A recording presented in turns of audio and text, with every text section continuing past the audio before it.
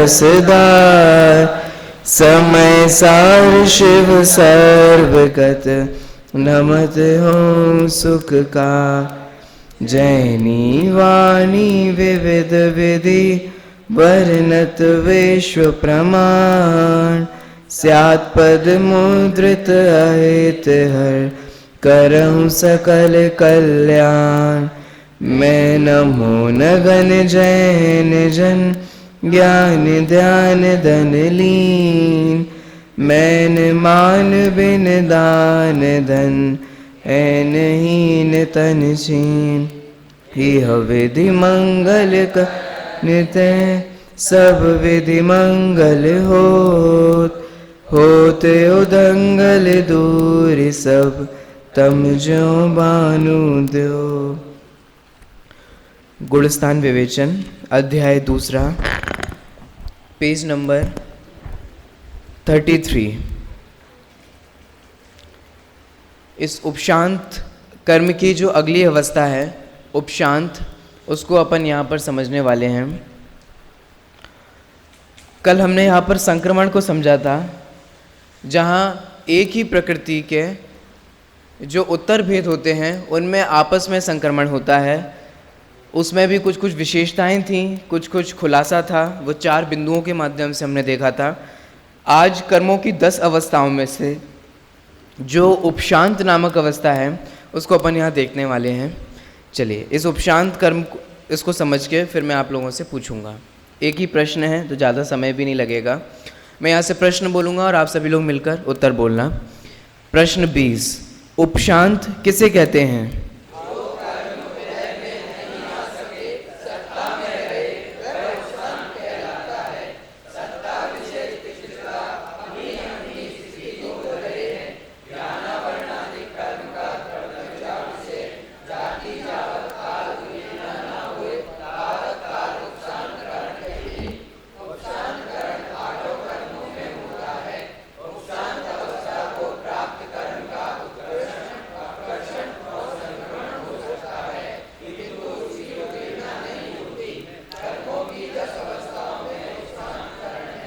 बहुत अच्छे। चलिए इसको समझते हैं अपन, एक एक परिभाषा को समझते हैं। अगर बहुत बेसिक समझना हो, बहुत आसानी से समझना हो, तो उपशांत का मतलब इतना सा है कि जो कर्म उदय में नहीं आते और सत्ता में शांति से, उपशांत शांति से बैठे हुए हैं, कोई किसी भी प्रकार का कोई सुख दुख आदि में कोई भी निमित्त नहीं बन रहे हैं, उसको अपन उपशांत कहते हैं। और जैसी उनकी स्थिति पूरी होती है तो वे उदय में आकर फल देते हैं। अब इसको समझते हैं कि उपशांत क्या है। एक दिन मैंने आपको आपसी चर्चा में बताया था, अब क्लास में अपन बता देते हैं। एक चीज़ तो पहले ये समझिए कि कोई भी कर्म जो है वास्तव में तो अगर विचार करें तो एग्जैक्टली जैसा हम बांधते हैं वैसा ही वह उदय में नहीं आता। क्यों? क्योंकि कोई भी कर्म, देखो बांध तो अपन समय कर्म जो रहे हैं वो हर समय में बांध रहे हैं, और कम से कम अगर कोई भी कर्म उदय में आएगा तो उसको अंतर्मूर्त तो लगेगा। तो उस प्रक्रिया में मान लो कि कोई भी कर्म अंतर्मूर्त के बाद ही उदय में आ जाए। अपन कहते हैं ना, देखो तुमने किया ना और तुम्हें मिल गया, कदाचित ऐसा वो तो अपन मोटा मोटा कह देते हैं। मान लो कि किसी ने हमसे बुरा कहा और वो मुड़ के जा रहा था, वो गिर पड़ा, हाँ और बोलो हमसे बुरा, देख लिया फल। तो ये तो हमें लगता है कि उसका फल हमें तुरंत मिल गया, लेकिन ये तो बहुत स्थूल दृष्टि से कथन है। हम कैसे कह सकते हैं जब हमें सारी प्रक्रिया का कुछ ज्ञान नहीं है? हो सकता है कि वो पूर्वोपार्जित कर्म का ही उदय हो, या हो सकता है कि उसके अभी का उदय हो। चलो ये तो मैं इसको तो छोड़ो, मैं तो आपसे ये कह रहा हूँ कि उसको कम से कम अगर समय लगेगा तो अंतर्मूर्त लगेगा, लेकिन कर्म जो बन रहे हैं वो तो हर समय में बन रहे हैं। तो मान लो कि कोई एक पर्टिकुलर कर्म है, वो हमने बांध भी लिया और अंतर्मूर्त में उसका उदय आ भी गया, तो फिर भी उसका जैसा हमने बांधा था वैसा उदय में नहीं आया। क्यों? क्योंकि बांधा, फिर वो सत्ता में रहा और उसमें सत्ता में रहने के बाद उसमें उत्कर्षण अपकर्षण संक्रमण आदि जो होते रहे। क्यों? क्योंकि हर समय के परिणामों के निमित्त से ये कर्मों में होता रहता है। तो वो जो होता रहा ना, उसके निमित्त से फिर जैसा कर्म होता है उसकी स्थिति अनुभाग आदि बढ़कर घटकर संक्रमित होकर जैसा होना हो वैसा होकर वे उदय में आते हैं। तो पहली बात तो ये है कि कोई भी कर्म जैसा हो बंधा हो वैसा वो उदय में नहीं आता है, क्योंकि अंतर्मूर्त के अंतर्गत हमारे परिणामों के निमित्त से उनमें कुछ ना कुछ तो होता ही रहता है। इसका मतलब जैसा हम बांधते हैं वैसा हम भोगे ही भोगे, ये कोई हार्ड एंड फास्ट रूल नहीं है। अब जब तक हमारा बांधा हुआ कर्म उदय में नहीं आता और सत्ता में रहता है तब तक उसको अपन उपशांत कहते हैं। तो जब तक वो सत्ता में रहेगा तब तक उसमें क्या क्या हो सकता है, उसमें उत्कर्षण हो सकता है, उसमें अपकर्षण होता है, हो सकता है, और उसमें संक्रमण हो सकता है, लेकिन उदीर्णा नहीं होती। ये अंतर समझना जरूरी है। चलिए अब अपन एक एक परिभाषा को देखते हैं। इसमें ज़्यादा और खुलासा है भी नहीं। अगर आपको विशेष खुलासा अगर देखना हो तो मैंने आपको बताया भी था, आदरणीय अन्ना जी ने एक पुस्तक लिखी है नक्शों में 10 करण।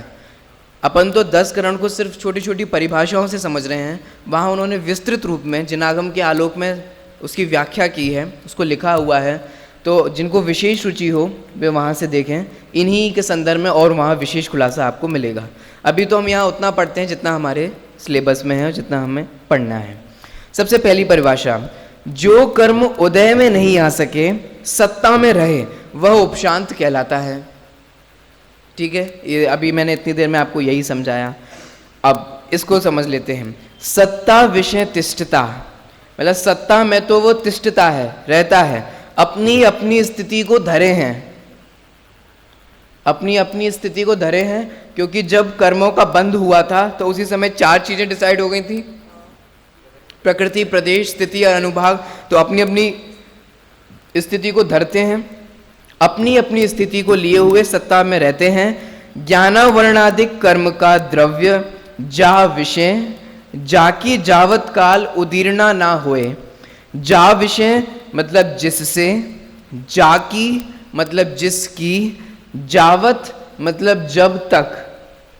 ये तीनों शब्द के अर्थ आप लोग अभी सब लोग नोट डाउन करो, क्योंकि अभी आपको समझ में आएंगे। बाद में जब आप फ्यूचर में पढ़ाओगे या खुद ही पढ़ोगे तब उस समय आपको ध्यान नहीं आएंगे, फिर आपको फ़ोन लगाना पड़ेगा किसी न किसी को। अभी नोट डाउन करो। जा विषय मतलब जिससे, जाकी मतलब जिसकी, और जावत मतलब जब तक। जिस कर्म की जब तक, हाँ? जावत मतलब जब तक, जाकी मतलब जिसकी, और जा विषय मतलब जिससे। तो सबसे पहले तो अर्थ समझ में आए अपन को। चलिए, तो आप लोगों ने लिख लिया होगा, अब इसका अर्थ समझते हैं। यहाँ ये कहा जा रहा है कि सभी कर्म अपनी अपनी स्थिति को धरते हैं और सत्ता में रहते हैं, और जब तक जिससे मतलब परिणामों से, क्योंकि उदीर्णा आदि होती है तो वो किसके निमित्त से होते हैं, परिणामों के निमित्त से होते हैं। तो जिससे मतलब परिणामों से, जिसकी मतलब किसी भी कर्म की, और जावत मतलब जब तक। परिणामों के निमित्त से जब तक कर्मों की उदीर्णा ना होए, जिस काल तक उदीर्णा ना हो। और उदीर्णा तो आप समझते हैं, कर्म की स्थिति पूरे हुए बिना ही उसमें उदय में आकर फल देने को उदीर्णा कहते हैं।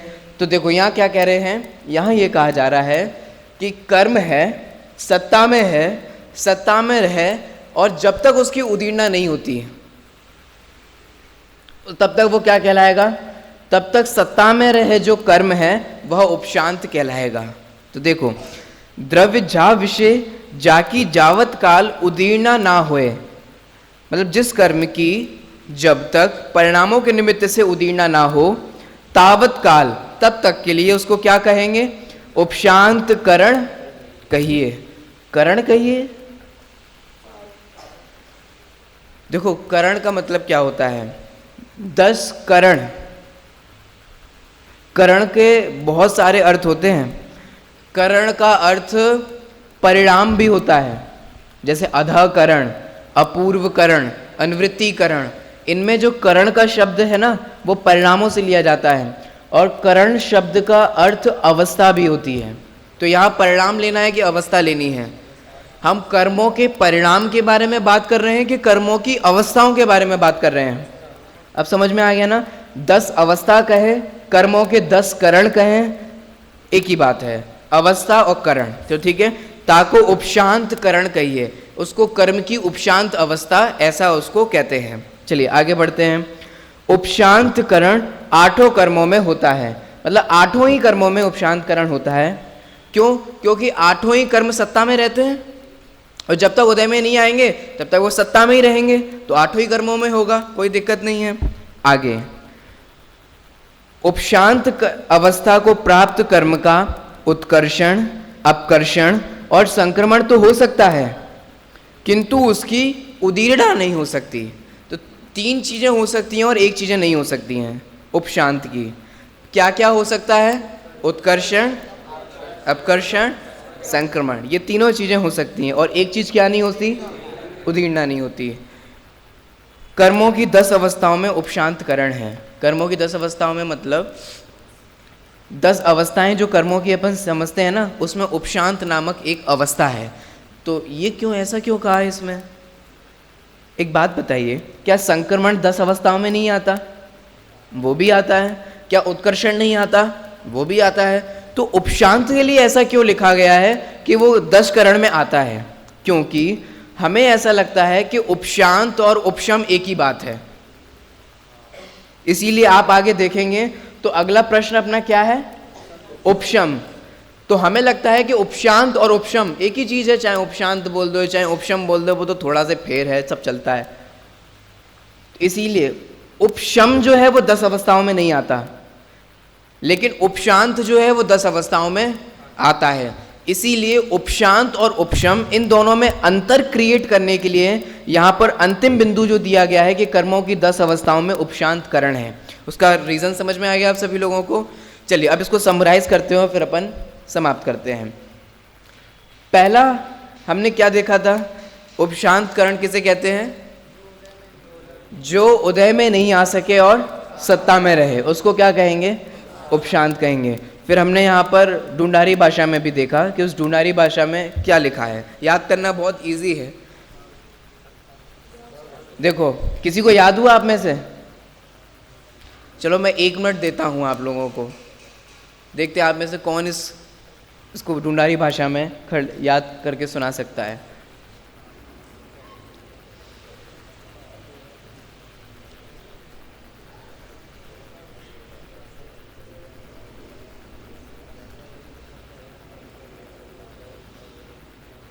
सजल ने सबसे पहले हाथ उठाया, बताओ।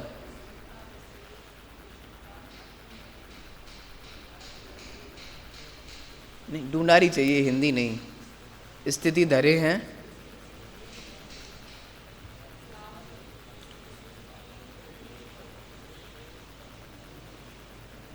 चलिए, अभी हमें पहला उम्मीदवार मिला नहीं। अच्छे से एक बार फिर से करो, कंप्लीट करो उसको। मयंक बताओगे? लो माइक ले लो।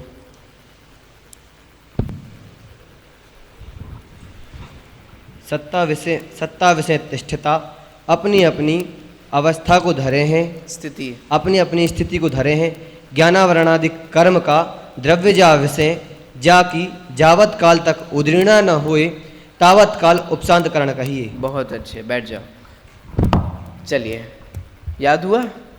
चलो विनम्र को दे दो, अंतिम है विनम्र, लो। सत्ता विषय कर्म को अपनी अपनी स्थिति पूर्वक धरे हैं। ज्ञानावरणादि कर्म द्रव्य जा विषय जाकी जावत काल में उदीर्णा न हो तावत काल उपशांत करण कहिए। एक शब्द वेल ट्राइड, थोड़ा बीच में हिंदी के शब्द आ गए थे। चलिए, आप लोग याद करेंगे तो हो जाएगा। बात तो वही है, लेकिन वो आगम प्रमाण के रूप में उसको ढूंढारी भाषा में दिया गया है। अब आगे देखते हैं अपन। अब उपशांत क्या क्या होता है, क्या क्या नहीं होता है। तो 3 चीज़ें गिनाई थी और 1 चीज़ें गिनाई थी जो नहीं होती है। ठीक है, 3 चीज़ें वे कौन कौन सी थी जो होती हैं? ये 3 होता है, और 1 क्या नहीं होता? उदीर्णा नहीं होती। ये ध्यान रखने वाली बात है। और अंतिम बिंदु क्या था? कर्मों की 10 अवस्थाओं में ये वाला बिंदु क्यों दिया गया है? कौन बताएगा? जगदीश बताओगे? उपशम और उपशम और उपशांत को ही एक समझ लेते हैं, इसलिए इसमें इससे क्या हुआ फिर? ये 10 कर्म में आता है और वो 10 कर्म में हाँ बिल्कुल सही, इसका मतलब आपने पॉइंट पकड़ा। इस प्रकार से हमने आज उपशांत को देखा। अब उपशम जो है वो अपने आप में एक नया टॉपिक है, क्योंकि उपशम के भी फिर 2 भेद हैं, प्रशस्त उपशम और अप्रशस्त उपशम।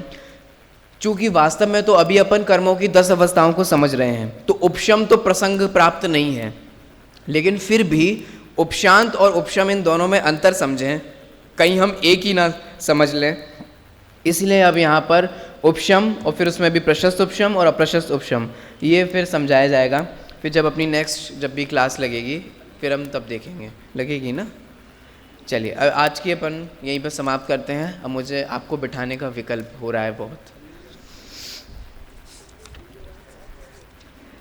मैं आप लोगों को 5 मिनट का समय देता हूँ।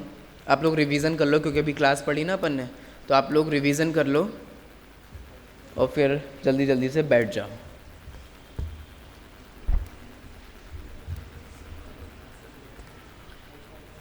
नहीं, ये शायद हो सकता है कि गौमट सार का टीका जो टोडरमल जी ने लिखी ना उसका अंश हो, या हो सकता है भाव दीपिका का भी हो। एक बार देखना चाहिए किसका है, कि भाव दीपिका भी वास्तव में ढूंढारी में ही है।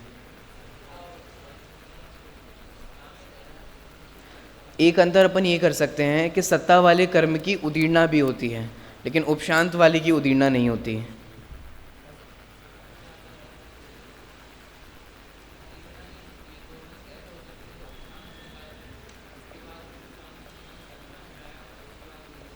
नहीं नहीं